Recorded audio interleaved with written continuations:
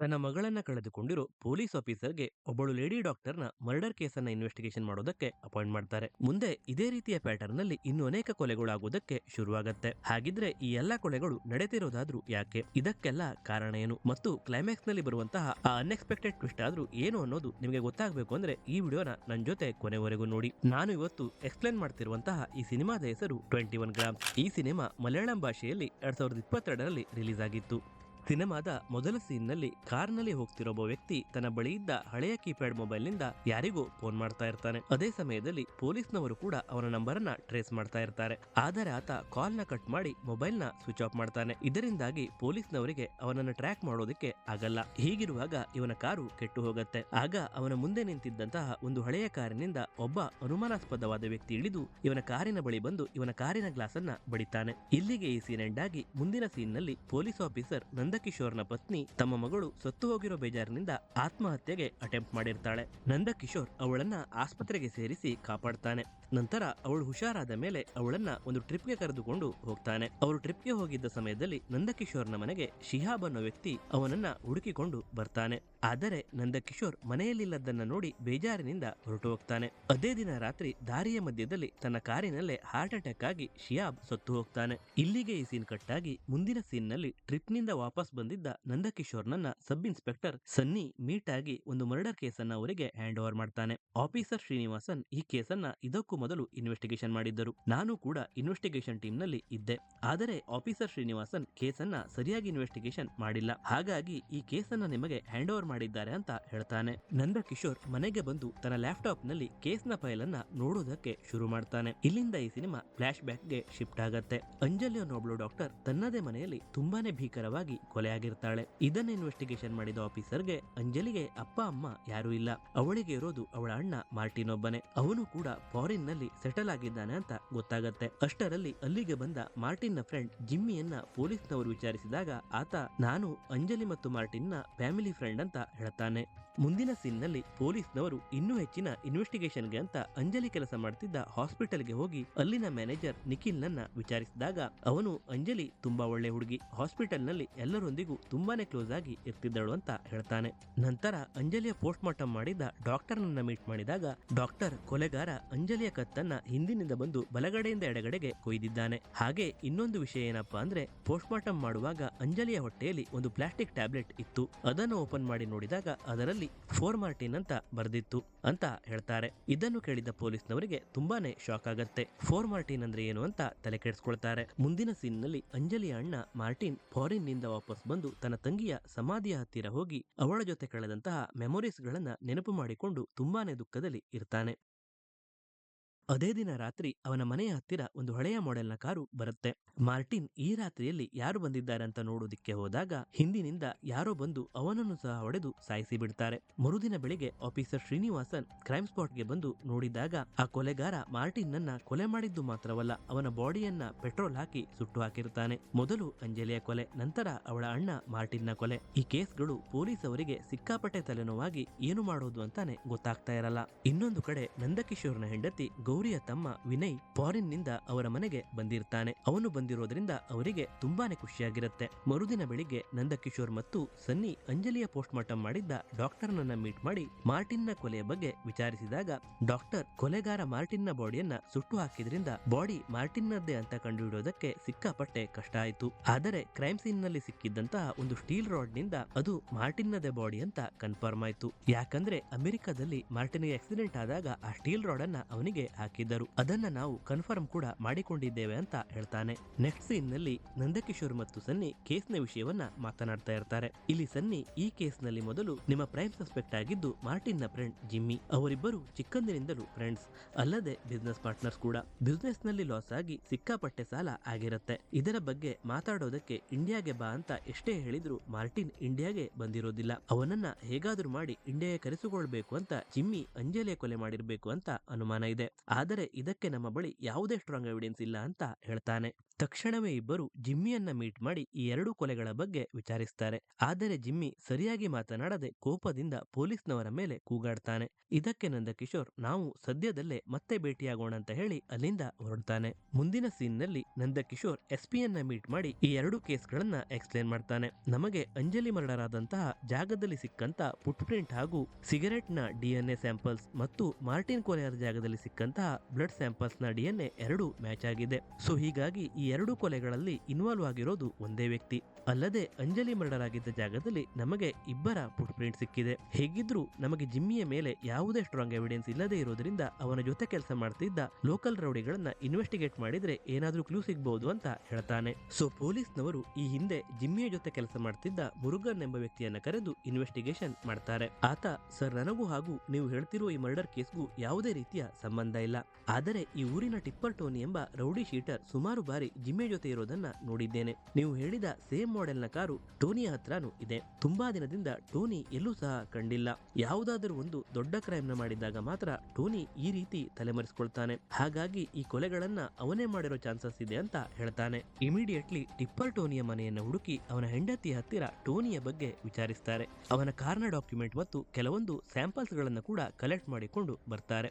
ಮುಂದೆ ಎರಡು crime scene ಗಳಲ್ಲಿ ಸಿಕ್ಕಿದ್ದ DNA ಸ್ಯಾಂಪಲ್ಸ್ ಮತ್ತು ಟಿಪ್ಪರ್ ಟೋನಿಯ ಮನೆಯಿಂದ ಕಲೆಕ್ಟ್ ಮಾಡಿ ತಂದಿದ್ದ ಅವನ ಕೂದಲಿನ DNA ಸ್ಯಾಂಪಲ್ ನ ಮ್ಯಾಚ್ ಮಾಡಿದಾಗ ಅವೆರಡು ಮ್ಯಾಚ್ ಆಗತ್ತೆ. ನಂತರ ಅಂಜಲಿ ಕೊಲೆಯಾದ ಸುಮಾರು 12 ಗಂಟೆ ಟೈಮ್ ನಲ್ಲಿ ಜಿಮ್ಮಿ ಮತ್ತು ಟೋನಿ ಒಂದೇ ಟವರ್ ಲೊಕೇಶನ್ ನಲ್ಲಿ ಇದ್ದಾರಾ ಅಂತ ಚೆಕ್ ಮಾಡಿದಾಗ ಅದು ಕೂಡ ಕನ್ಫರ್ಮ್ ಆಗತ್ತೆ. ಇಬ್ಬರು ಅಂಜಲಿ ಕೆಲಸ ಮಾಡ್ತಿದ್ದ ಹಾಸ್ಪಿಟಲ್ ನವರು ಅರೇಂಜ್ ಮಾಡಿದ್ದ ಪಾರ್ಟಿಯಲ್ಲಿ ಇದ್ರು ಅಂತ ಗೊತ್ತಾಗತ್ತೆ. ಇದರ ಬಗ್ಗೆ ಹಾಸ್ಪಿಟಲ್ಗೆ ಬಂದು ನಿಖಿಲ್ ನನ್ನ ವಿಚಾರಿಸಿದಾಗ ಅವನು, ಹೌದು ಸರ್, ಪಾರ್ಟಿಗೆ ಜಿಮ್ಮಿ ಮತ್ತು ಟೋನಿ ಇಬ್ರು ಸಹ ಬಂದಿದ್ದರು. ಆ ಪಾರ್ಟಿಯ ವಿಡಿಯೋ ಮಾಡೋದಕ್ಕೆ ವಿಡಿಯೋಗ್ರಾಫರ್ ಕೂಡ ಬಂದಿದ್ದರು. ಆದರೆ 11 ಗಂಟೆ ಮೇಲೆ ಅವರೆಲ್ಲ ಹೊರಟು ಹೋದರು ಅಂತ ಹೇಳ್ತಾನೆ. ನಂತರ ನಂದಕಿಶೋರ್ ಪಾರ್ಟಿಗೆ ಬಂದಿದ್ದ ಗೆಸ್ಟ್ ಯಾರಾದರೂ ನಮ್ಮ ಮೊಬೈಲ್ ನಲ್ಲಿ ವಿಡಿಯೋನ ಶೂಟ್ ಮಾಡಿರಬಹುದು, ಅದನ್ನ ಚೆಕ್ ಮಾಡಿ ಅಂತ ಹೇಳಿ ಅಲ್ಲಿಂದ ಹೊರಡ್ತಾನೆ. ಮುಂದಿನ ಸೀನ್ ನಲ್ಲಿ ನಂದಕಿಶೋರ್ ಒಂದು ವಿಷಯನ ಅಬ್ಸರ್ವ್ ಮಾಡಿ ಅಂಜಲಿಯ ಕೊಲೆ ಮಾಡಿರೋ ವ್ಯಕ್ತಿ ಒಬ್ಬ ಲೆಫ್ಟ್ ಹ್ಯಾಂಡರ್. ಹಾಗಾಗಿ ಅವನು ಅಂಜಲಿಯ ಕತ್ತನ್ನ ಬಲಗಡೆಯಿಂದ ಎಡಗಡೆಗೆ ಕತ್ತರಿಸಿ ಕೊಲೆ ಮಾಡಿದ್ದಾನೆ. ಅಲ್ಲದೆ ಕೊಲೆಗಾರನ ಮೇನ್ ಟಾರ್ಗೆಟ್ ಅಂಜಲಿ ಮಾತ್ರ. ಮಾರ್ಟಿನ್ ನನ್ನ ಇಂಡಿಯಾಗೆ ಕರೆಸುವುದಕ್ಕೆ ಅಂತ ಅಂಜಲಿ ಕೊಲೆ ಮಾಡಿದ್ದಾದ್ರೆ ಕ್ರೈಮ್ ಸೀನ್ ನಲ್ಲಿ ಇಷ್ಟೆಲ್ಲ ಡಾಕ್ಯುಮೆಂಟ್ ಗಳು ಯಾಕೆ ಚಲ್ಲಾಪಿಲ್ಲಿಯಾಗಿ ಬಿದ್ದಿದ್ವು? ಕೊಲೆ ಮಾಡಿದ ನಂತರ ಕೊಲೆಗಾರ ಯಾವುದೋ ಡಾಕ್ಯುಮೆಂಟ್ ಅನ್ನ ಅಂಜಲಿಯ ಮನೆಯಲ್ಲಿ ಹುಡುಕಿದ್ದಾನೆ. ಸೊ ಹಾಗಾಗಿ ಅಂಜಲಿ ಕೊಲೆಯನ್ನ ಜಿಮ್ಮಿ ಮಾಡಿರೋದು ಡೌಟ್ ಅಂತ ಹೇಳ್ತಾನೆ. ನಂತರ ಪಾರ್ಟಿಯ ವಿಡಿಯೋ ಸಿಕ್ಕಿ ಅದರಲ್ಲಿ ಅಂಜಲಿ ಕೊಲೆಯಾದ ಟೈಮ್ ನಲ್ಲಿ ಜಿಮ್ಮಿ ಪಾರ್ಟಿಯಲ್ಲಿ ಇರುವುದು ಕನ್ಫರ್ಮ್ ಆಗಿ ಜಿಮ್ಮಿ ಅಂಜಲಿಯ ಮರ್ಡರ್ ಮಾಡಿಲ್ಲ ಅನ್ನೋದು ಪಕ್ಕಾ ಆಗತ್ತೆ. ಅದೇ ವಿಡಿಯೋದಲ್ಲಿ ಒಬ್ಬ ವಿಡಿಯೋಗ್ರಾಫರ್ ವಿಡಿಯೋ ಶೂಟ್ ಮಾಡ್ತಿರೋದು ಕಾಣತ್ತೆ. ಆದ್ರೆ ನಿಖಿಲ್ 11 ಗಂಟೆ ನಂತರ ವಿಡಿಯೋಗ್ರಾಫರ್ ಎಲ್ಲರೂ ಹೊರಟು ಹೋದರು ಅಂತ ಹೇಳಿರ್ತಾನೆ. ನಿಖಿಲ್ ಯಾಕೋ ಸುಳ್ಳು ಹೇಳದ ಅಂತ ಅವನ ಮೇಲೆ ಅನುಮಾನ ಬಂದು ಅವನನ್ನ ಪೊಲೀಸ್ ಸ್ಟೇಷನ್ಗೆ ಕರೆಸಿ ವಿಚಾರಣೆ ಮಾಡಿ ಕೆಲವೊಂದು ಡೀಟೇಲ್ಸ್ ಗಳನ್ನ ಬರೆದುಕೊಡುವಂತೆ ಹೇಳ್ತಾರೆ. ಆಗ ನಿಖಿಲ್ ತನ್ನ ಎಡಗೈನಲ್ಲಿ ಬರೆಯೋದಕ್ಕೆ ಶುರು ಮಾಡ್ತಾನೆ. ಇದನ್ನು ನೋಡಿದ ನಂದಕಿಶೋರ್ಗೆ ನಿಖಿಲ್ ನ ಮೇಲಿನ ಅನುಮಾನ ಇನ್ನಷ್ಟು ಸ್ಟ್ರಾಂಗ್ ಆಗತ್ತೆ. ಯಾಕಂದ್ರೆ ಅಂಜಲಿಯನ್ನ ಕೊಲೆ ಮಾಡಿದ ಕೊಲೆಗಾರನು ಸಹ ಲೆಫ್ಟ್ ಹ್ಯಾಂಡರ್ ಆಗಿರ್ತಾನೆ. ಹಾಗೆ ನಿಖಿಲ್ನ ಫುಟ್ ಪ್ರಿಂಟ್ ಗಳನ್ನ ಕ್ರೈಮ್ ಸೀನ್ ನಲ್ಲಿ ಸಿಕ್ಕಂತಹ ಫುಟ್ ಪ್ರಿಂಟ್ ಗೆ ಮ್ಯಾಚ್ ಮಾಡಿದಾಗ ಅದು ಕೂಡ ಎಕ್ಸಾಕ್ಟ್ ಆಗಿ ಮ್ಯಾಚ್ ಆಗತ್ತೆ. ಸೊ ಇದರಿಂದಾಗಿ ಅಂಜಲಿಯ ಕೊಲೆ ಮಾಡಿದ್ದು ನಿಖಿಲ್ ಅಂತ ಕನ್ಫರ್ಮ್ ಆಗಿ ಈ ಕೇಸ್ ಆಲ್ಮೋಸ್ಟ್ ಕ್ಲೋಸ್ ಅಂತ ನಂದಕಿಶೋರ್ ಡಿಸೈಡ್ ಮಾಡ್ತಾನೆ. ನಂತರ ನಿಖಿಲ್ ಕಾರಿನಲ್ಲಿ ಮನೆಗೆ ವಾಪಸ್ ಹೋಗುವಾಗ ತನ್ನ ಓಲ್ಡ್ ಕೀಪ್ಯಾಡ್ ಮೊಬೈಲ್ ನಿಂದ ಯಾರಿಗೋ ಕಾಲ್ ಮಾಡ್ತಾ ಇರ್ತಾನೆ. ನಿಖಿಲ್ ನ ಈ ನಂಬರ್ ಅನ್ನ ಪೊಲೀಸ್ನವರು ಕೂಡ ಟ್ರ್ಯಾಕ್ ಮಾಡ್ತಾ ಇರ್ತಾರೆ. ಅಷ್ಟರಲ್ಲಿ ನಿಖಿಲ್ ನ ಕಾರು ಹಾಳಾಗಿ ಒಂದು ಓಲ್ಡ್ ಮಾಡೆಲ್ ಕಾರಿನಿಂದ ಒಬ್ಬ ಅನುಮಾನಾಸ್ಪದ ವ್ಯಕ್ತಿ ಬಂದು ನಿಖಿಲ್ ನ ಕಾರಿನ ಗ್ಲಾಸ್ ಅನ್ನ ಬಡಿಯೋದಕ್ಕೆ ಶುರು ಮಾಡ್ತಾನೆ. ಸಿನಿಮಾದ ಸ್ಟಾರ್ಟಿಂಗ್ ನಲ್ಲಿ ನಾವು ನೋಡಿದ್ದು ಇದೇ ಸೀನ್ ಅನ್ನ. ಆ ಅನುಮಾನಾಸ್ಪದ ವ್ಯಕ್ತಿಯ ಕೈಯಿಂದ ನಿಖಿಲ್ ಇಲ್ಲಿ ಕೊಲೆ ಆಗ್ತಾನೆ. ಅಂಜಲಿ ಮತ್ತು ಮಾರ್ಟಿನ್ ನ ಕೊಲೆಗೆ ಯಾರು ಕಾರಣ ಅಂತ ಪೊಲೀಸ್ನವರು ಅಂದ್ಕೊಂಡಿದ್ರು. ಅದೇ ನಿಖಿಲ್ ಕೊಲೆಯಾಗಿರೋದನ್ನು ನೋಡಿದ ನಂದಕಿಶೋರ್ಗೆ ಟೆನ್ಷನ್ ಆಗತ್ತೆ. ಆದರೆ ನಿಖಿಲ್ ಕೊಲೆಯಾಗೋದಕ್ಕೂ ಮೊದಲು ಯಾರಿಗೋ ಕಾಲ್ ಮಾಡಿ ನಾವು ಇನ್ಮುಂದೆ ಹುಷಾರಾಗಿರ್ಬೇಕು ಅಂತ ಹೇಳಿರ್ತಾನೆ. ಇದನ್ನು ಕೇಳಿದ ನಂದಕಿಶೋರ್ ನಿಖಿಲ್ ಕಾಲ್ ಮಾಡಿದ್ದು ಒಂದು ಇಂಟರ್ನ್ಯಾಷನಲ್ ನಂಬರ್ಗೆ, ಅದು ಟೋನಿ ಆಗಿರೋದಕ್ಕೆ ಸಾಧ್ಯ ಇಲ್ಲ. ಅಲ್ಲದೆ ಟೋನಿ ಇಷ್ಟು ದಿನ ಆದ್ರೂ ಪತ್ತೆ ಆಗಿಲ್ಲ ಅಂತಂದ್ರೆ ನಿಖಿಲ್ ನ ಕೊಲೆ ಮಾಡಿದ್ದ ಕೊಲೆಗಾರ ಟೋನಿಯನ್ನು ಸಹ ಕೊಲೆ ಮಾಡಿರ್ಬೇಕು ಅಂತ ಹೇಳ್ತಾನೆ.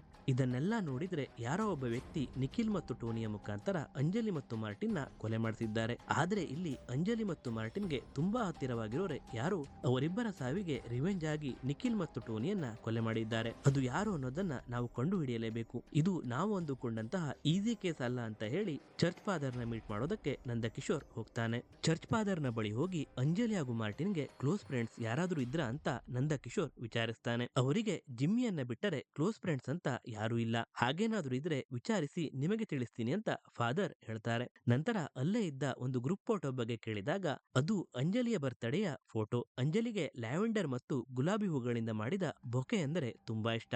ನಾವು ಪ್ರತಿ ವರ್ಷ ಅವಳ ಬರ್ತಡೆಗೆ ಅದನ್ನೇ ಗಿಫ್ಟ್ ಮಾಡುತ್ತಿದ್ದೆವು ಅಂತ ಫಾದರ್ ಹೇಳ್ತಾರೆ. ಮುಂದಿನ ಸೀನ್ ನಲ್ಲಿ ಸನ್ನಿ ನಂದಕಿಶೋರ್ಗೆ ಕಾಲ್ ಮಾಡಿ ಮಾರ್ಟಿನ್ ಕೊಲೆಯಾದ ಜಾಗದಲ್ಲಿ ಸಿಕ್ಕಿದ್ದ ಮಾರ್ಟಿನ್ ನ ಫೋನ್ ನಿಂದ ಕೆಲವೊಂದು ಡಾಟಾ ರಿಕವರಿ ಆಗಿದೆ. ಅದರಲ್ಲಿ ಅಂಜಲಿ ಸಾಯೋದಕ್ಕೂ ಮೊದಲು ಮಾರ್ಟಿನ್ಗೆ ಕಳುಹಿಸಿದ್ದ ಒಂದು ವಿಡಿಯೋ ಮೆಸೇಜ್ ಇದೆ, ಅದನ್ನ ನೋಡಿ ಅಂತ ಹೇಳ್ತಾನೆ. ಆ ವಿಡಿಯೋದಲ್ಲಿ ಅಂಜಲಿ ತುಂಬಾ ಭಯದಿಂದ ಮಾರ್ಟಿನ್, ನಿನಗೆ ತುಂಬಾ ದಿನಗಳಿಂದ ಕಾಲ್ ಮಾಡ್ತಾ ಇದ್ದೇನೆ, ನೀನು ಸಿಗ್ತಾ ಇಲ್ಲ, ನನಗೆ ತುಂಬಾ ಭಯ ಆಗ್ತಾ ಇದೆ. ಕೆಲವು ದಿನಗಳ ಹಿಂದೆ ಶಿಯಾಬ್ ಅನ್ನೋ ವ್ಯಕ್ತಿ ನನ್ನನ್ನ ಮೀಟ್ ಮಾಡಿ ನಿಮ್ಮ ಹಾಸ್ಪಿಟಲ್ ನಲ್ಲಿ ತುಂಬಾನೇ ಸ್ಕ್ಯಾಮ್ ನಡೀತಾ ಇದೆ, ನೀವು ಹೆಲ್ಪ್ ಮಾಡಿದ್ರೆ ಅದನ್ನೆಲ್ಲವನ್ನ ಬಯಲು ಮಾಡ್ತೀನಿ ಅಂತ ಹೇಳ್ದ.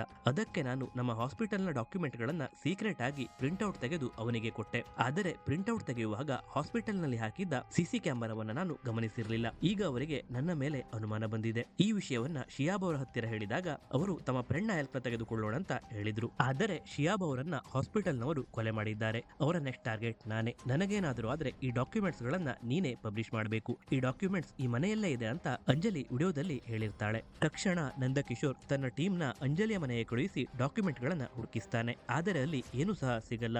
ನಂತರ ಮತ್ತೊಮ್ಮೆ ವಿಡಿಯೋ ಮೆಸೇಜ್ ಅನ್ನ ಸೂಕ್ಷ್ಮವಾಗಿ ನೋಡ್ತಿರುವಾಗ ನಂದಕಿಶೋರ್ಗೆ ಒಂದು ವಿಷಯ ಫ್ಲಾಶ್ ಆಗತ್ತೆ. ಪೋಸ್ಟ್ ಮಾರ್ಟಮ್ ಮಾಡುವಾಗ ಅಂಜಲಿಯ ಹೊಟ್ಟೆಯಲ್ಲಿ ಸಿಕ್ಕಿದ್ದ 4 ಮಾರ್ಟಿನ್ ಅನ್ನೋ ಲೆಟರ್ ವಿಡಿಯೋದಲ್ಲಿ ಅಂಜಲಿಯ ಮನೆ ಗೋಡೆ ಮೇಲೆ ಇದ್ದಂತಹ ಮಾರ್ಟಿನ್ ನ 4 ಫೋಟೋಗಳ ಫ್ರೇಮ್ಗೆ ಸಂಬಂಧಪಟ್ಟಿದ್ದು ಅಂತ ಗೊತ್ತಾಗತ್ತೆ. ಅಲ್ಲೇ ಆ ಡಾಕ್ಯುಮೆಂಟ್ಸ್ ಇರಬೇಕು ಅಂತ ಮತ್ತೊಮ್ಮೆ ಅಂಜಲಿಯ ಮನೆಗೆ ಹೋಗಿ ಚೆಕ್ ಮಾಡಿದಾಗ ಎಕ್ಸ್ಪೆಕ್ಟ್ ಮಾಡಿದ ರೀತಿನೇ ಆ ಫೋಟೋ ಫ್ರೇಮ್ ನಲ್ಲಿ ಡಾಕ್ಯುಮೆಂಟ್ಸ್ ಗಳು ಸಿಗತ್ತೆ. ಮುಂದಿನ ಸೀನ್ ನಲ್ಲಿ ನಂದಕಿಶೋರ್ SP ಆಫೀಸ್ಗೆ ಹೋಗಿ SP ಬಳಿ ಶಿಹಾಬ್ ಒಬ್ಬ ಆನ್ಲೈನ್ ಜರ್ನಲಿಸ್ಟ್. ಆತ ಅಂಜಲಿಯ ಸಹಾಯದಿಂದ ಹಾಸ್ಪಿಟಲ್ ನಲ್ಲಿ ನಡೆಯುತ್ತಿದ್ದ ಸ್ಕ್ಯಾಮ್ ನ ಪಬ್ಲಿಷ್ ಮಾಡಬೇಕು ಅಂತ ಇದ್ದ. ಆದ್ರೆ ಈ ವಿಷಯ ಹಾಸ್ಪಿಟಲ್ ನ ಮ್ಯಾನೇಜರ್ ನಿಖಿಲ್ಗೆ ಗೊತ್ತಾಗಿ ಶಿಹಾಬ್ ನ ಹಾರ್ಟ್ ಅಲ್ಲಿ ಫಿಕ್ಸ್ ಮಾಡಿದ್ದ ಪೇಸ್ ಮೇಕರ್ ನ ಹ್ಯಾಕ್ ಮಾಡಿ ಆತನಿಗೆ ಹಾರ್ಟ್ ಅಟ್ಯಾಕ್ ಆಗೋ ರೀತಿ ಮಾಡಿದ್ದಾನೆ. ನಂತರ ಶಿಹಾಬ್ಗೆ ಹೆಲ್ಪ್ ಮಾಡಿದ್ದ ಅಂಜಲಿಯನ್ನ ಕೂಡ ಅವನೇ ಕೊಲೆ ಮಾಡಿದ್ದು. ಇದೆಲ್ಲದರ ಹಿಂದಿರೋದು ಬೇರಾರು ಅಲ್ಲ, ಆಸ್ಪತ್ರೆಯ ಓನರ್ ಆಗಿರೋ ಜಾನ್. ಇವನೇ ನಿಖಿಲ್ ಮತ್ತು ಟೋನಿಯನ್ನ ಬಳಸಿಕೊಂಡು ಈ ಎಲ್ಲಾ ಮರ್ಡರ್ ಗಳನ್ನ ಮಾಡಿದ್ದು. ಯಾಕಂದ್ರೆ ಜಾನ್ ನ ಹಾಸ್ಪಿಟಲ್ ನಲ್ಲಿ ಒಂದು ಮೆಡಿಸಿನ್ ಅನ್ನ ಕಂಡು ಹಿಡಿದಿದ್ರು. ಈ ಮೆಡಿಸಿನ್ ಅನ್ನ ಅದೇ ಹಾಸ್ಪಿಟಲ್ ನಲ್ಲಿ ಅಡ್ಮಿಟ್ ಆಗಿದ್ದ 5 ಜನ ಪೇಷಂಟ್ ಗಳ ಮೇಲೆ ಎಕ್ಸ್ಪೆರಿಮೆಂಟ್ ಮಾಡಿದ್ರು. ಆದರೆ ಈ ಎಕ್ಸ್ಪೆರಿಮೆಂಟ್ ಫೇಲ್ ಆಗಿ ಆ 5 ಜನ ಸತ್ತು ಹೋದರು. ಈ ವಿಷಯವನ್ನ ಜರ್ನಲಿಸ್ಟ್ ಶಿಯಾಬ್ ಎಕ್ಸ್ಪೋಸ್ ಮಾಡಬೇಕು ಅಂತಿದ್ದ. ಅದಕ್ಕೆ ಜಾನ್ ಶಿಯಾಬ್, ಅಂಜಲಿ ಮತ್ತು ಮಾರ್ಟಿನ್ ನ ಕೊಲೆ ಮಾಡಿಸಿದ್ದು. ಆದರೆ ಕೊಲೆ ಆದವರಿಗೆ ಬೇಕಾಗಿರೋರು ಯಾರು? ರಿವೆಂಜ್ ಗಾಗಿ ನಿಖಿಲ್ ಹಾಗೂ ಟೋನಿಯನ್ನ ಕೊಲೆ ಮಾಡಿದ್ದಾರೆ. ಅವರ ಮುಂದಿನ ಟಾರ್ಗೆಟ್ ಜಾನ್. ನಾವು ಈಗಲೇ ಜಾನ್ ಅನ್ನ ಕಸ್ಟಡಿಗೆ ತಗೋಬೇಕು ಅಂತ ಹೇಳ್ತಾನೆ. ಆದರೆ SP ಇದಕ್ಕೆ ಒಪ್ಪೋದಿಲ್ಲ. ಜಾನ್ ತುಂಬಾ ಶ್ರೀಮಂತ ಹಾಗೂ ಪೊಲಿಟಿಕಲಿ ಸ್ಟ್ರಾಂಗ್ ಇರೋ ವ್ಯಕ್ತಿ. ಅವನನ್ನ ಅರೆಸ್ಟ್ ಮಾಡೋದಕ್ಕೆ ಸಾಧ್ಯ ಇಲ್ಲ. ನೀನು ಮೊದಲು ಕೊಲೆಗಾರ ಯಾರು ಅಂತ ಕಂಡುಹಿಡಿ ಅಂತ ನಂದಕಿಶೋರ್ಗೆ SP ಹೇಳ್ತಾನೆ. ಇದಕ್ಕೆ ನಂದಕಿಶೋರ್ ಒಪ್ಪದೇ ಇದ್ದಾಗ SP ನೀನ್ಯಾಕೆ ಈ ಕೇಸನ್ನ ಇಷ್ಟೊಂದು ಪರ್ಸನಲ್ ಆಗಿ ತಗೋತಿದ್ಯಾ ಅಂತ ಕೇಳ್ತಾನೆ. ಇಲ್ಲೇ ಈ ಸಿನಿಮಾದ ಇಂಟ್ರೆಸ್ಟಿಂಗ್ ಟ್ವಿಸ್ಟ್ ರಿವೀಲ್ ಆಗತ್ತೆ. ನಂದಕಿಶೋರ್ ನ ಮಗಳು ಸತ್ತಿದ್ದು ಜಾನ್ ನ ಹಾಸ್ಪಿಟಲ್ ನಲ್ಲಿ. ಜಾನ್ ನ ಮೆಡಿಸಿನ್ ಎಕ್ಸ್ಪೆರಿಮೆಂಟ್ ಗೆ ಬಲಿಯಾದ 5 ಜನರಲ್ಲಿ ನಂದಕಿಶೋರ್ ನ ಮಗಳು ಕೂಡ ಒಬ್ಬಳು. ಇದರಿಂದಾಗಿನೇ ನಂದಕಿಶೋರ್ ನ ಹೆಂಡತಿ ಗೌರಿ ಸಿನಿಮಾದ ಸ್ಟಾರ್ಟಿಂಗ್ ನಲ್ಲಿ ಆತ್ಮಹತ್ಯೆಗೆ ಪ್ರಯತ್ನ ಪಟ್ಟಿರ್ತಾಳೆ. ಕೊಲೆಗಾರ ಯಾರು ಅಂತ ಗೊತ್ತಿದ್ರು ನನ್ನಿಂದ ಏನು ಮಾಡೋದಕ್ಕೆ ಆಗ್ತಿಲ್ವಲ್ಲ ಅಂತ ನಂದಕಿಶೋರ್ ಕೋಪದಿಂದ ಹೇಗಾದ್ರೂ ಮಾಡಿ ಜಾನ್ಗೆ ಶಿಕ್ಷೆ ಆಗೋ ರೀತಿ ಮಾಡಬೇಕು ಅಂತ ಡಿಸೈಡ್ ಮಾಡ್ತಾನೆ. ನಂತರ ಅಂಜಲಿಯ ಸಮಾಧಿಯ ಬಳಿ ಹೋಗಿ ನಿನ್ನ ಸಾವಿಗೆ ಕಾರಣ ಆಗಿರೋರಿಗೆ ನಾನು ಖಂಡಿತ ಶಿಕ್ಷೆ ಕೊಡಿಸ್ತೀನಿ ಅಂತ ಹೇಳಿ ಅಲ್ಲಿಂದ ಹೊರಡುವಾಗ ನಂದಕಿಶೋರ್ ಅಂಜಲಿಯ ಸಮಾಧಿಯ ಮೇಲಿದ್ದ ಫ್ಲವರ್ ಬೊಕೆನ ಗಮನಿಸ್ತಾನೆ. ಅದು ಫ್ರೆಶ್ ಆಗಿರುತ್ತೆ. ಅದು ಕೂಡ ಅಂಜಲಿಗೆ ಇಷ್ಟ ಆಗಿರೋ ಲ್ಯಾವೆಂಡರ್ ಮತ್ತು ಗುಲಾಬಿ ಹೂನ ಬೊಕೆ. ಸೊ ಅಂಜಲಿಯ ಬಗ್ಗೆ ಚೆನ್ನಾಗಿ ತಿಳಿದುಕೊಂಡಿರೋರು ಯಾರು ಈ ಬೊಕೆಯನ್ನ ಇಲ್ಲಿ ಇಟ್ಟಿದ್ದಾರೆ, ಅವರು ಯಾರು ಅನ್ನೋದನ್ನ ನಾನು ಮೊದಲು ಕಂಡುಹಿಡಿಯಬೇಕು ಅಂತ ನಂದಕಿಶೋರ್ ಆ ಫ್ಲವರ್ ಬೊಕೆಯನ್ನ ಪರ್ಚೇಸ್ ಮಾಡಿದ ಅಂಗಡಿಗೆ ಹೋಗ್ತಾನೆ. ಅಂಗಡಿಯವನು, ಹೌದು ಸರ್, ಒಂದು ಓಲ್ಡ್ ಮಾಡೆಲ್ ಕಾರಿನಿಂದ ಬರೋ ವ್ಯಕ್ತಿ ಆಗಾಗ ಇದೇ ಲ್ಯಾವೆಂಡರ್ ಮತ್ತು ಗುಲಾಬಿ ಬೊಕೆಗಳನ್ನ ಮಾತ್ರ ಪರ್ಚೇಸ್ ಮಾಡ್ತಾನೆ. ನೀವು ಬರೋದಕ್ಕೂ ಸ್ವಲ್ಪ ಟೈಮ್ ಮುಂಚೆ ಅದೇ ವ್ಯಕ್ತಿ ಇಲ್ಲಿಗೆ ಬಂದು ಸೇಮ್ ಬೊಕೆನ ಪರ್ಚೇಸ್ ಮಾಡಿದ್ದ ಅಂತ ಹೇಳ್ತಾನೆ. ಇದಕ್ಕೆ ನಂದಕಿಶೋರ್ ಸನ್ನಿ ಬಳಿ ಜಾನ್ ಇವತ್ತು ರಾತ್ರಿ ದುಬೈನಿಂದ ಬರ್ತಿದ್ದಾನೆ, ಇವತ್ತು ರಾತ್ರಿನೇ ಅವನ ಕೊಲೆ ನಡೆಯೋ ಚಾನ್ಸಸ್ ಇದೆ ಅಂತ ಹೇಳ್ತಾನೆ. ನಂತರ ನಿಖಿಲ್ ಮರ್ಡರ್ ಸ್ಪಾಟ್ ನಲ್ಲಿ ಸಿಕ್ಕ ಎವಿಡೆನ್ಸ್ ಗಳನ್ನ ಮತ್ತೊಮ್ಮೆ ಚೆಕ್ ಮಾಡ್ತಿದ್ದಾಗ ಒಂದು ಮೆಡಿಕಲ್ ಶಾಪ್ ನ ಬಿಲ್ ಸಿಗತ್ತೆ. ಅದನ್ನ ನೋಡಿದ ಸನ್ನಿ, ನಿಖಿಲ್ ಹಾಸ್ಪಿಟಲ್ ನಲ್ಲೇ ಕೆಲಸ ಮಾಡುವವನು, ಅವನ್ ಯಾಕೆ ಮೆಡಿಕಲ್ ಶಾಪ್ ನಲ್ಲಿ ಮೆಡಿಸಿನ್ ನ ಪರ್ಚೇಸ್ ಮಾಡ್ತಾನೆ, ಹಾಸ್ಪಿಟಲ್ ನಲ್ಲೇ ತಗೊಳ್ಬಹುದಿತ್ತಲ್ವಾ ಅಂತ ಪ್ರಶ್ನೆ ಮಾಡ್ತಾನೆ. ನಂತರ ಆ ಮೆಡಿಕಲ್ ಶಾಪ್ ಗೆ ಹೋಗಿ ವಿಚಾರಿಸಿ ಆ ಮೆಡಿಸಿನ್ ಬರೆದು ಕೊಟ್ಟ ಡಾಕ್ಟರ್ ನ ಅಡ್ರೆಸ್ ಅನ್ನ ಕಲೆಕ್ಟ್ ಮಾಡ್ತಾರೆ. ಅಷ್ಟರಲ್ಲಿ ಚರ್ಚ್ನ ಫಾದರ್ ನಂದಕಿಶೋರ್ಗೆ ಕಾಲ್ ಮಾಡಿ, ನಾನು ಅಂಜಲಿಯ ಫ್ರೆಂಡ್ಸ್ ಬಳಿ ವಿಚಾರಿಸಿದೆ, ಅವಳಿಗೆ ಕಾಲೇಜ್ ಸಮಯದಲ್ಲಿ ಒಬ್ಬ ಲವರ್ ಇದ್ದ, ಆ ಫೋಟೋವನ್ನ ನಿನಗೆ ವಾಟ್ಸ್ಆಪ್ ಮಾಡಿದ್ದೀನಿ ಅಂತ ಹೇಳ್ತಾನೆ. ಫೋಟೋವನ್ನ ನೋಡಿದ ನಂದಕಿಶೋರ್ಗೆ ಒಂದು ಕ್ಷಣ ಶಾಕ್ ಆಗತ್ತೆ. ಆ ಫೋಟೋದಲ್ಲಿ ಇದ್ದ ಅಂಜಲಿಯ ಲವರ್ ಬೇರಾರು ಅಲ್ಲ, ನಂದಕಿಶೋರ್ನ ಹೆಂಡತಿಯ ತಮ್ಮ ವಿನಯ್ ಆಗಿರ್ತಾನೆ. ತಕ್ಷಣ ನಂದಕಿಶೋರ್ ಡಾಕ್ಟರ್ ನ ಮೀಟ್ ಮಾಡಿ ವಿನಯ್ಗೆ ಇರೋ ಪ್ರಾಬ್ಲಮ್ ಏನು ಅಂತ ಕೇಳಿದಾಗ ಡಾಕ್ಟರ್ ಅಂಜಲಿ ಸತ್ತು ಹೋದ ಮೇಲೆ ವಿನಯ್ ಡಿಪ್ರೆಷನ್ಗೆ ಹೋದ. ಅವನು ಇಲ್ದೇ ಇರೋದನ್ನ ಇರೋ ಹಾಗೆ ಕಲ್ಪನೆ ಮಾಡ್ಕೊಳ್ಳೋದಕ್ಕೆ ಶುರು ಮಾಡ್ದ. ನೀವೆಲ್ಲ ಹೇಳೋದನ್ನ ನೋಡಿದ್ರೆ ಈ ಎಲ್ಲಾ ಕೊಲೆಗಳನ್ನ ವಿನಯ್ ಮಾಡಿ ಮರೆತು ಹೋಗಿರ್ಬೋದು ಅಂತ ಹೇಳ್ತಾರೆ. ನಂತರ ನಂದಕಿಶೋರ್ ಗೌರಿಗೆ ಕಾಲ್ ಮಾಡಿ ಎಲ್ಲಾ ವಿಷಯನ ತಿಳಿಸ್ತಾನೆ. ಗೌರಿ ದುಃಖದಿಂದ ವಿನಯನ ಕೆನ್ನೆಗೆ ಬಾರಿಸಿ, ನೀನು ಪ್ರೀತಿಸಿದ ಹುಡುಗಿಯ ಕೊಲೆ ಮಾಡಿದವರನ್ನ ನೀನು ಕೊಂದು ಕಾನೂನನ್ನ ಕೈಗೆ ತಗೊಂಡಿದ್ದೀಯಾ ಅಂತ ಕೇಳ್ತಾಳೆ. ಅದಕ್ಕೆ ವಿನಯ್ ಗೌರಿ ಬಳಿ, ಇಲ್ಲ, ನಾನು ಈ ಕೊಲೆಗಳನ್ನ ಮಾಡಿದ್ದು ಯಾವುದು ನನಗೆ ನೆನಪಿಲ್ಲ ಅಂತ ಹೇಳ್ತಾನೆ. ಈ ಕಡೆ ನಂದಕಿಶೋರ್ಗೆ SP ಕಡೆಯಿಂದ ಪ್ರೆಷರ್ ಹೆಚ್ಚಾಗಿ ವಿನಯ್ನನ್ನ ಅರೆಸ್ಟ್ ಮಾಡೋದಕ್ಕೆ ಆರ್ಡರ್ ಬರುತ್ತೆ. ನಂತರ ನಂದಕಿಶೋರ್ ಮನೆಗೆ ಬಂದು ವಿನಯ್ನನ್ನ ಅರೆಸ್ಟ್ ಮಾಡಿ ಸನ್ನಿ ಜೊತೆ SP ಆಫೀಸ್ಗೆ ಕಳಿಸಿಕೊಡ್ತಾನೆ. ಮುಂದಿನ ಸೀನ್ ನಲ್ಲಿ ನಂದಕಿಶೋರ್ ಗೌರಿಯನ್ನ ಕರೆದುಕೊಂಡು ಒಂದು ಬೀಚ್ ನ ಬಳಿ ಹೋಗಿದ್ದಾಗ ಹಾಸ್ಪಿಟಲ್ ನ ಓನರ್ ಜಾನ್ ನಂದಕಿಶೋರ್ಗೆ ಕಾಲ್ ಮಾಡಿ, ಅಂಜಲಿ ಹಾಗೂ ಮಾರ್ಟಿನ್ ಇಬ್ಬರನ್ನ ಕೊಲೆ ಮಾಡಿಸಿದ್ದು ನಾನೇ. ನನ್ನ ತಂಟೆಗೆ ಬಂದವರನ್ನ ಸುಮ್ಮನೆ ಬಿಡುವುದಿಲ್ಲ. ಆ ಕಿಲ್ಲರ್ ನ ಕೈಯಿಂದ ನನ್ನನ್ನ ಸೇವ್ ಮಾಡಿದ್ದಕ್ಕೆ ಥ್ಯಾಂಕ್ ಯು ಅಂತ ಹೇಳ್ತಾನೆ. ಜಾನ್ ನ ಮಾತಿಗೆ ನಂದಕಿಶೋರ್ ನೀನು ಕೂಡ ಸಾಯೋದಕ್ಕೆ ರೆಡಿ ಆಗು ಅಂತ ಹೇಳಿ ಫೋನ್ ಕಾಲ್ ಅನ್ನ ಕಟ್ ಮಾಡ್ತಾನೆ. ಜಾನ್ಗೆ ಒಂದು ಕ್ಷಣ ಏನಾಗ್ತಿದೆ ಅಂತಾನೆ ಅರ್ಥ ಆಗೋದಿಲ್ಲ. ಆಗ ನಂದಕಿಶೋರ್ ಗೌರಿಗೆ ಒಂದು ವಿಷಯನ ಹೇಳ್ತಾನೆ. ಇಲ್ಲೇ ಈ ಸಿನಿಮಾದ ಅಲ್ಟಿಮೇಟ್ ಟ್ವಿಸ್ಟ್ ರಿವೀಲ್ ಆಗೋದು. ನಾವೆಲ್ಲ ಹುಡುಕ್ತಿರೋ ಕಿಲ್ಲರ್ ವಿನಯ್ ಅಲ್ಲ. ಈ ವಿಷಯ ವಿನಯ್ನ ಫೋಟೋನ ಫ್ಲವರ್ ಅಂಗಡಿಯವನಿಗೆ ತೋರಿಸಿದಾಗ್ಲೇ ನನಗೆ ಕನ್ಫರ್ಮ್ ಆಯ್ತು. ಹಾಗಿದ್ರೆ ಆ ಕೊಲೆಗಾರ ಯಾರು ಅಂತ ಗೌರಿ ಪ್ರಶ್ನೆ ಮಾಡಿದಾಗ ನಂದಕಿಶೋರ್, ಮಾರ್ಟಿನ್ ಕೊಲೆಯಾದ ಜಾಗದಲ್ಲಿ ಆ ಕೊಲೆಗಾರ ಕೂಡ ಇದ್ದ. ಅಂಜಲಿಯ ಫೇವರೆಟ್ ಫ್ಲವರ್ ಬೊಕ್ಕೆ ಯಾವುದು ಅಂತ ಅವಳನ್ನ ಇಷ್ಟಪಡೋರಿಗೆ ಮಾತ್ರ ಗೊತ್ತು. ಹಾಗಿದ್ರೆ ಆ ವಿಷಯ ಗೊತ್ತಿರೋರಲ್ಲಿ ಬದುಕಿರೋರು ಅಂದ್ರೆ ಫಾದರ್ ಜೋಸೆಫ್ ಮಾತ್ರ. ಅವರೇನ ಕೊಲೆಗಾರರು ಅಂತ ಗೌರಿ ನಂದಕಿಶೋರ್ಗೆ ಕೇಳ್ತಾಳೆ. ನಂದಕಿಶೋರ್, ಫಾದರ್ ಜೋಸೆಫ್ ಕೊಲೆಗಾರ ಅಲ್ಲ. ಈ ಜಿಮ್ಮಿ ಮತ್ತು ಮಾರ್ಟಿನ್ ಇಬ್ಬರು ಕ್ಲೋಸ್ ಫ್ರೆಂಡ್ಸ್. ಜಿಮ್ಮಿ ಟಿಪ್ಪರ್ ಟೋನಿಯ ಮನೆಗೆ ಹೋಗಿ ಅವನ ಕಾಲಿಗೆ ಸ್ಟೀಲ್ ರಾಡ್ ಹಾಕಿರೋದನ್ನ ತಿಳಿದುಕೊಂಡಿದ್ದ. ಇದೇ ವಿಷಯನ ಚರ್ಚ್ನ ಫಾದರ್ ಜೋಸೆಫ್ ಹತ್ತಿರ ಬಂದು ಮಾರ್ಟಿನ್ಗೆ ಅಮೆರಿಕದಲ್ಲಿ ಕಾಲಿಗೆ ಆಪರೇಷನ್ ಮಾಡಿ ಸ್ಟೀಲ್ ರಾಡ್ ಹಾಕಿದ್ದಾರೆ ಅಂತ ಸುಳ್ಳು ಹೇಳಿದ್ದ. ಇದೇ ವಿಷಯನ ಚರ್ಚ್ ಫಾದರ್ ಪೊಲೀಸ್ನವರ ಹತ್ತಿರ ಹೇಳಿದ್ರು. ಅವತ್ತು ಮಾರ್ಟಿನ್ ನ ಮನೆಯಲ್ಲಿ ಸತ್ತಿದ್ದು ಮಾರ್ಟಿನ್ ಅಲ್ಲ, ಟಿಪ್ಪರ್ ಟೋನಿ. ಮಾರ್ಟಿನ್ ತಾನು ಸತ್ತಿದ್ದೀನಿ ಅಂತ ನಂಬಿಸಿ ತನ್ನ ತಂಗಿಯ ಕೊಲೆ ಮಾಡಿದವರ ಮೇಲೆ ರಿವೆಂಜ್ ತೆಗೆದುಕೊಳ್ಳೋಕೆ ಈ ರೀತಿ ಮಾಡಿದ್ದ. ಆದರೆ ಇದನ್ನ ಪ್ರೂವ್ ಮಾಡೋದಕ್ಕೆ ನನ್ನ ಬಳಿ ಯಾವುದೇ ಸಾಕ್ಷಿ ಇಲ್ಲ. Because he is already dead. ಈಗಾಗಲೇ ಹಾಸ್ಪಿಟಲ್ ಓನರ್ ಜಾನ್ ನನ್ನ ಅವನು ಕೊಲೆ ಮಾಡಿರ್ತಾನೆ. ಇಲ್ಲಿ ಒಬ್ಬ ಪೊಲೀಸ್ ಆಫೀಸರ್ ಆಗಿ ನಾನು ಸೋತಿರಬಹುದು, ಆದರೆ ಒಬ್ಬ ತಂದೆಯಾಗಿ ಗೆದ್ದಿದ್ದೇನೆ. ಮಾರ್ಟಿನ್ ನ ರಿವೆಂಜ್ ಜೊತೆಗೆ ನನ್ನ ರಿವೆಂಜ್ ಕೂಡ ಸಕ್ಸಸ್ ಆಗಿದೆ ಅಂತ ಹೇಳ್ತಾನೆ. ಇಲ್ಲಿಗೆ ಈ ಸಿನಿಮಾ ಎಂಡ್ ಆಗತ್ತೆ. ಸೊ ಇದಾಗಿತ್ತು ಮಲಯಾಳಂನ ಥ್ರಿಲ್ಲರ್ ಸಿನಿಮಾ 21 ಗ್ರಾಮ್ಸ್ ನ ಎಕ್ಸ್ಪ್ಲನೇಷನ್ ವಿಡಿಯೋ. ಈ ವಿಡಿಯೋ ನಿಮಗೆ ಇಷ್ಟ ಆಗಿದ್ದರೆ ವಿಡಿಯೋನ ಲೈಕ್ ಮಾಡಿ ಹಾಗೂ ನಮ್ಮ ಯೂಟ್ಯೂಬ್ ಚಾನೆಲ್ ನ ತಪ್ಪದೆ ಸಬ್ಸ್ಕ್ರೈಬ್ ಮಾಡಿ. ಮುಂದಿನ ವಿಡಿಯೋದಲ್ಲಿ ನಾವು ಯಾವ ಸಿನಿಮಾನ ಕನ್ನಡದಲ್ಲಿ ಎಕ್ಸ್ಪ್ಲೇನ್ ಮಾಡಬೇಕು ಅಂತ ಕಮೆಂಟ್ ಬಾಕ್ಸ್ ನಲ್ಲಿ ತಿಳಿಸಿ. ಮತ್ತೆ ಸಿಗೋಣ. Take care. ಬಾಯ್.